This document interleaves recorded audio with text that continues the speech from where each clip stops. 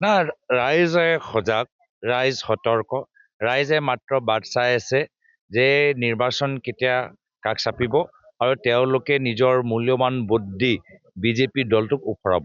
বাগান অঞ্চলৰ ৰাইজবোৰ নিজে দেখিছে যে যোৱা 5টা বছৰত বিজেপি দলে মাত্ৰ এটাহে কাম কৰিছে যে নিজৰ ভাই ককায়েকৰ নামত, নিজৰ পৰিয়ালৰ নামত তেওঁলোকে বাগান কিনিছে কলা ধন নিজৰ লুকাবলৈ। আৰু ক'ৰবাত বাগান বন্ধ হৈছে, ক'ৰবাত শ্ৰমিকসকলে PF পোৱা নাই, একো তেওঁলোকে চিন্তা কৰা নাই। এতিয়া নিৰ্বাচন কাষ চাপিছে, এতিয়া শ্ৰমিকসকলৰ কথাবোৰ মনত পৰিছে।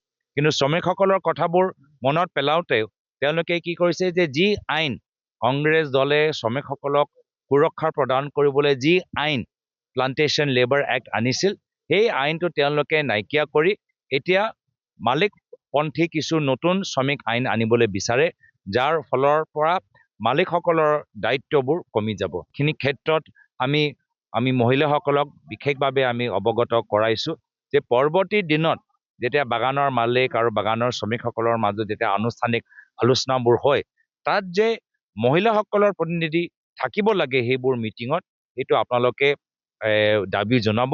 ময়ো এইখিনি কথা সদনৰ ভিতৰত কৈ আহিলোঁ, যিহেতু আটাইতকৈ আমাৰ পাতোলা শ্ৰমিকসকল হ'লেই মহিলা, কিন্তু আলোচনাত যেতিয়া হয় তেতিয়া মহিলাসকল তাত সেই মিটিঙত নাথাকে, যাৰ ফলত বহুতখিনি সমস্যা আজি ওপৰত কোনো ধৰণৰ কাম বা নীতি লোৱা নাযায়।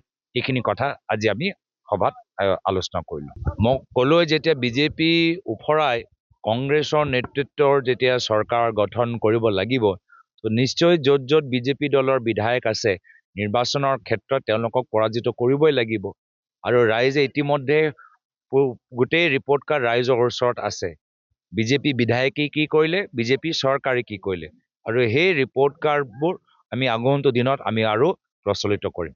যিকোনো খবৰৰ বাবে যোগাযোগ কৰক 7099017330 লগতে 7099017110 নম্বৰত।